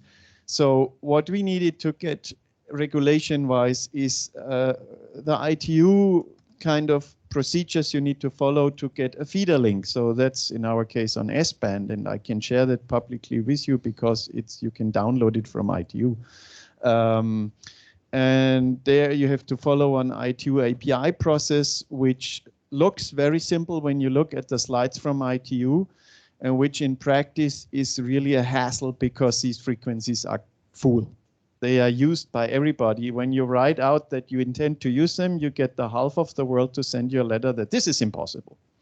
And then you need to kind of argue that, well, and so on. And then it starts to open up, Ross. Yes, I assume this is the 8 dB Yagi antenna that we have already. And now you are in the VD sat link, yes. So the antenna that is shown here is the 8 dB Yagi antenna. So yes. we have the Cross-Yagi. directivity and all that, and I assume that's steerable. Yeah, steerable by moving the whole satellite in our case. To make it with a little thing, you can move the antenna. Is very complicated in space, so we didn't want to do that. Yeah, I understand that. That's really good. So we've already considered that antenna and its characteristics, and all that has been already considered in our previous work. So we're just going to use that same one, so we know what we have. So we used exactly the antenna like specified in 2092, Yeah. or also referenced in ITU ITU report 2435-1, I think. Yeah, So so that's- we already have documented the Exactly. emissions mask. I mean, the elevation mask and all that is already taken into Yeah. account. So we don't have any regulatory issues to readdress. No, okay, no, not with that design. So, I mean, now we have to find out how good it works, of course, for us. Yeah. We have the knowledge from NORSAT too, that we didn't hear from them that it's not working. So it looks like it works. But And now the ERP also find down that. from the satellite, the downlink, VS downlink ERP has already been taken into account. Yeah. Okay. And there is limits, as you know. We have the power flux density limit in ITU-RM 2092, which Right. limits us completely. So Right. building a big amplifier in the satellite doesn't make any sense, because you're not allowed to transmit with a lot of power. I think it's about a watt. Yeah. We're transmitting. So that's not rocket science. More or less 1 watt. Yeah. Yeah, a little, yeah. Okay, Yes. okay. Stefan and Rosa, Thank you. thank you. Sorry? Sorry for the interruption, but we need some more program by 12 o'clock. We only have 15 minutes. Could you repeat up? I speed Fast, up. Yes. Yeah, because Ross and me, we can discuss the whole day about that. So yes, you need, and what is the important part here is on the VDS downlink, you have a CRC process in ITU, and that's really slow. The advantage here is that, and I can tell that to you, we haven't 2 years ago, we sent our CRC out, and there is countries that have still not really answered more or less to our first questions. Or we just proposed not to transmit over their country, right? That's very easy. That's no interference, full stop, but they complain against that. So how can you complain against no interference? I mean, that's really, but that's just political, I believe. It's a hard job. But the notification, actually, we found together with ITU solution, you can notify these frequencies anyway and say on a non-interference basis with these countries who still are in negotiation process. So that's the kind of loophole which I now volunteer to you. Yeah, the countries have to, by the way, for everybody's knowledge, and this may be important politically around the world, they have to complain to ITU. The ITU then has to mitigate that, and they have to prove that they have interference. They're just complaining in principle, but I've done the analysis for everybody's information. I've done the analysis, and it cannot possibly interfere with their services. They could say that it does, but it will not even be detected by them unless they've got everything to the kit to detect the actual signal. They're not going to see it, and their services will experience no interference whatsoever. We fought this battle for years, as you know, and so it's just political BS is all it is. And the Radio Communications Bureau will not they will not prevail. I just guarantee you. Yeah, I'm just saying it's not a problem, really. No. Yeah, in practice it is, because we still are in the process, and it takes loads of man hours to run these kind of things. But it's the only way. So then I can tell you that we used SpaceX. That was a charm. No problem at all. They really know what they do. And watching the videos when they make the launch for an owner of a satellite is very nice. It's really well done. You get all the information just by watching the public video, which is really, really well done and gives a very good feeling when you sit there with your asset in that rocket. So I think that I wanted to share. Then the first day, we got contact to the satellite on the first day during the third pass. The small thing I want to share with you there is a very, very, very, very high gain antenna in Svalbard is very good if you know exactly where your satellite is. If you're not sure where your satellite is, a low gain antenna in Aalborg is better. And that's why it was the third pass when we hit the satellite with the low gain antenna, because it has a wider opening angle and it was easier to hit the radio waves to the satellite. Because the problem in the first days is that you don't know exactly where the satellite is, and it flies 7 kilometers per second. And and when you look at your opening angle of the high gain antennas at 530 kilometers altitude, you will learn that this is not a lot, that's a few seconds. So you need to be correct within a few seconds, otherwise you don't hit your satellite with the radio signals. So that's something we learned. That's maybe not new for all of you. Yeah, well, and then up to now, we managed to get our redundant S-band ground station set up to work. We have regular contact with the satellite now. All the telemetric download is automatized, so we don't have to do that manually. We have power positive. That means we are charging more than we use, obviously. That's important for a satellite. And then right now we check out what is called the ADCS. So that's the stuff that will point the antenna and the solar panels and so on. So that's where we are right now. Next steps before we really can deliver something to ourselves or the customers is we need to finalize this step of pointing. So establish attitude control. We need to deploy the VDE-SAT antenna, and we need to verify the VDE-SAT communication. Of course, that's the most important thing, but that comes last because everything else needs to work first. So it's still a lot of work for us, and we hope that by April that we can deliver VDE-SAT down to Earth, really for many people to see. And for everybody who has receivers, of course, please tell us if you want to receive our signal, because we want to be compatible and work with interoperability. So it would be very good to have more people receiving our signal in order to ensure that this works for everybody. There was the big antenna. Can you press the space key, please, for me? No, once more.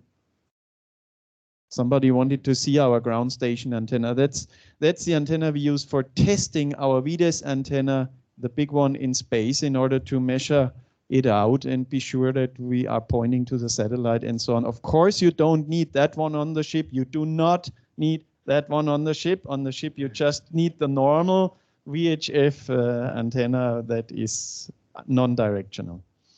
Yes, okay. I think that's it. Thank you, Stefan. And I know that you have a lot of questions, but I know it's a time is limited, so we need to. Omar, sorry, yeah, only one question.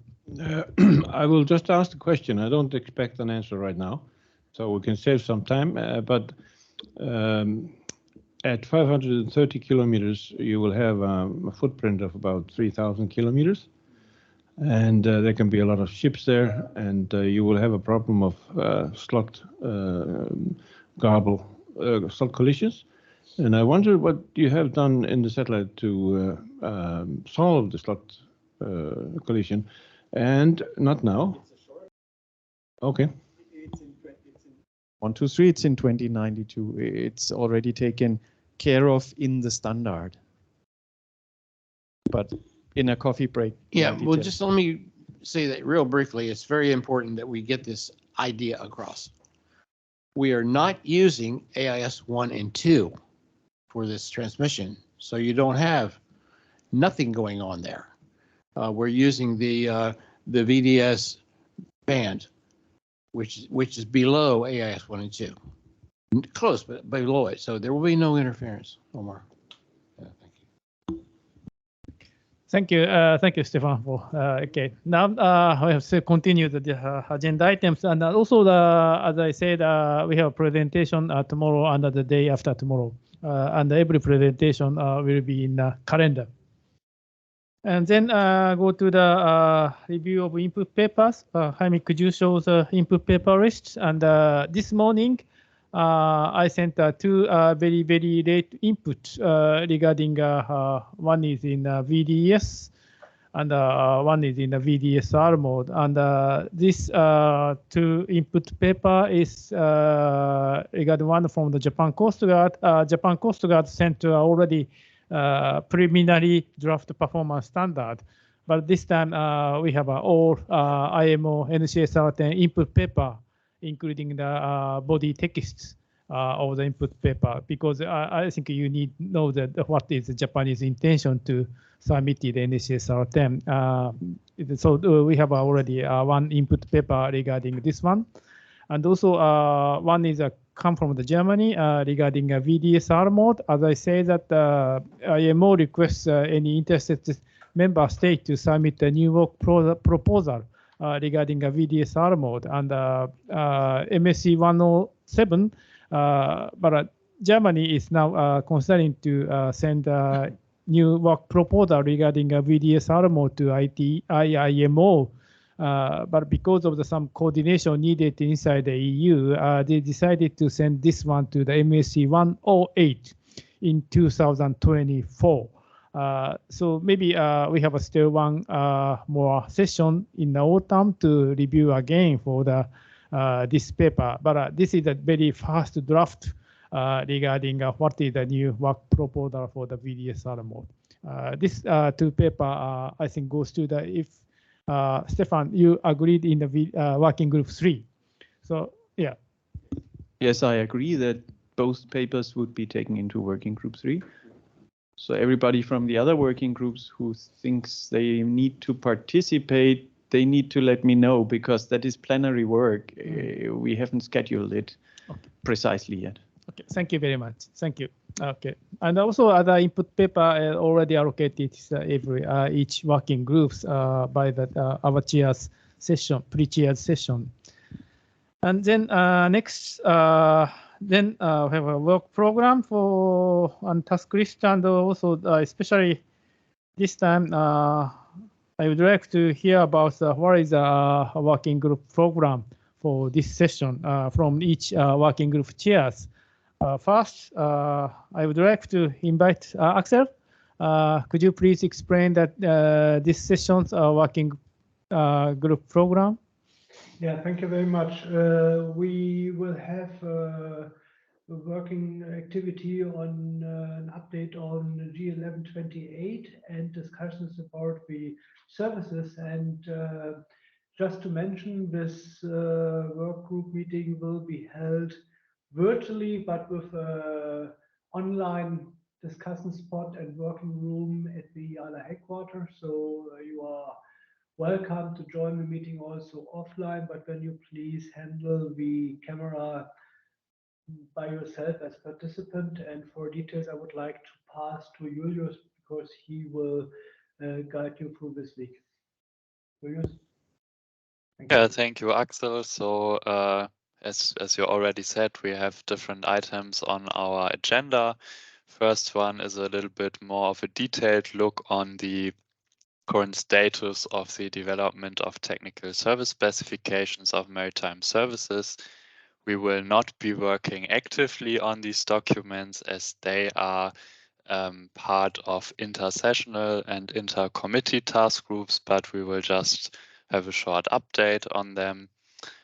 Then at the last session, we finalized some documents on cybersecurity, and we will check if there is anything related to this matter to discuss in the working group. Also, we have the Open Digital Incubator Initiative on our task list to discuss the current status of that. And as Axel already mentioned, one of the bigger work items for this session is the preparation of an update of G1128, where we will revise the general architecture of this guideline, which is about the specification of e-navigation technical services. And we will prepare it in such a way that we can work on it further in the next work program. And of course, there will also be the possibility to discuss any proposed changes to our work program draft that we prepared in the last session. And if there is any other business, of course, there will be time to discuss that. And as always, you can find all of our scheduled meetings in the IALA calendar. Thank you. Thank you, Julius. Is there any question regarding working group 1?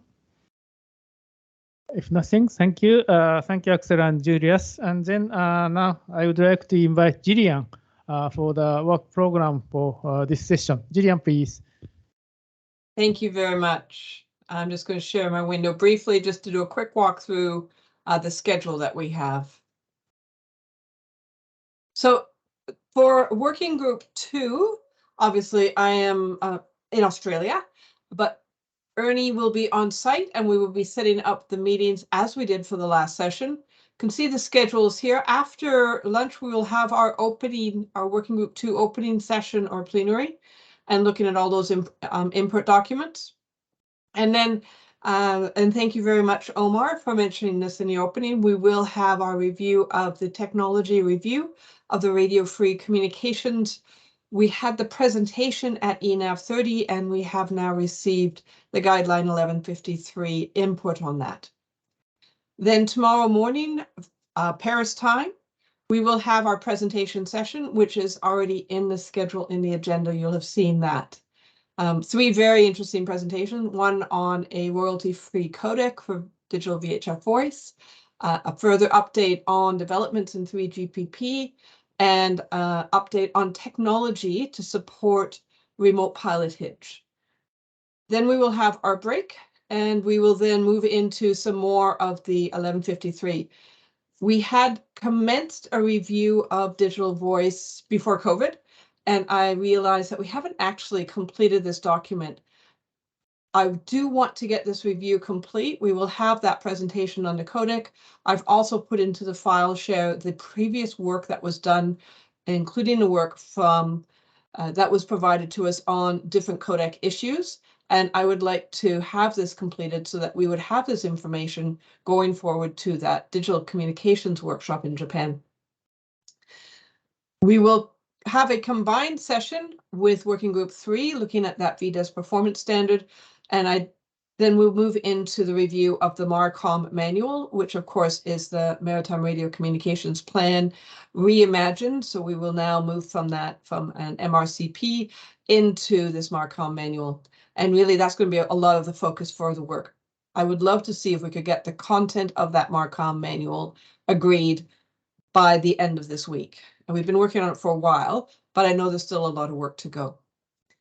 We will have a presentation from the RPNT group, and we will also review the work program.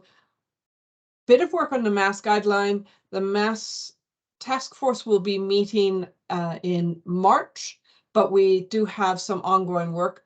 I would like to spend as much time on the MARCOM manual, though, if possible. Then, taking into consideration the time zone issues for North America, we will have the presentation from Canadian Coast Guard on LEO satellites. This is continuing the work that we had started a number of sessions ago. We do have the work that was done on measuring your air draft, but I don't actually have the further paper in on that, but I did have it scheduled in. I was expecting that we would review it. We can take that one forward to ENAV 32. On Thursday, we will hopefully be starting to wrap work up a bit, and you'll see at the afternoon, right after lunch, we'll do the working group report, and that will be any other business. Please advise me as soon as possible if you have any other business, and we will try to schedule that in. The last session of the day on Thursday will really be in small group or working to tidy up those documents in preparation for Friday. This PowerPoint will be, the whole document will be gone through in our opening session, and it is on our file share, which I have set up on the file share under ENAV EM131 in working group 2. Thank you, Jillian. Is there any question to Jillian? Okay, please, Ross. Yes, in our U.S. Working Party 5B, U.S. Coast Guard has approved that I would submit a paper which would be a draft of a working document for IT recommendation for digital voice.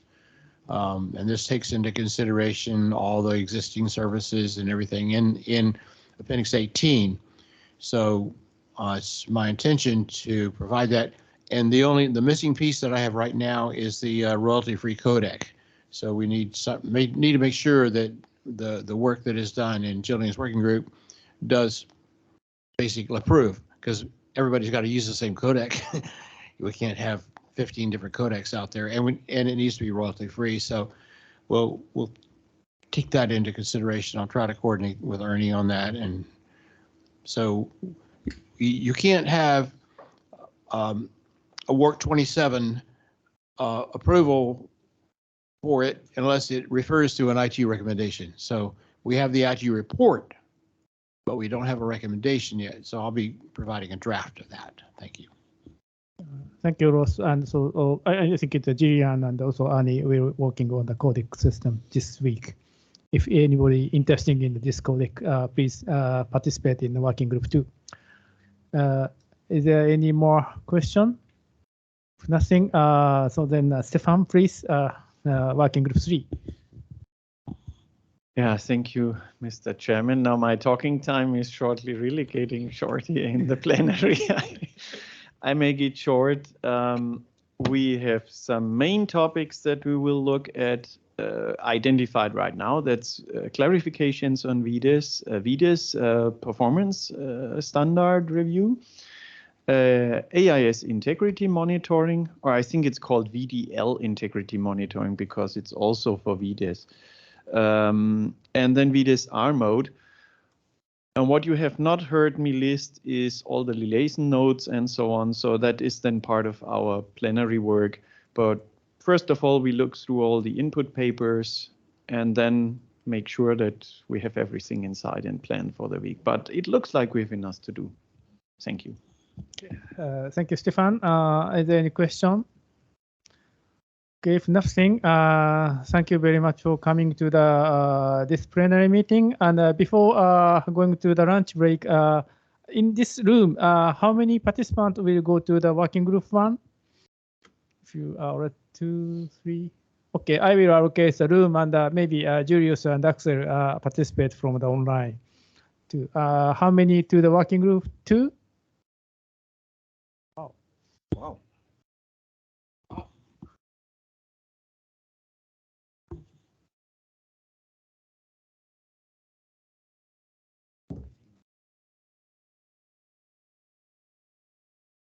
Yes, thank you.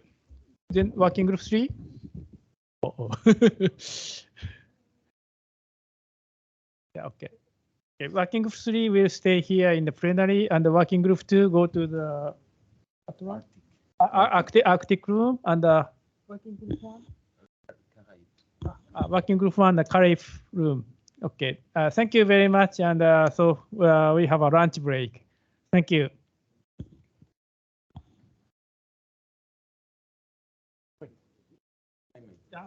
Oh. Change the clock. Yes. Yes.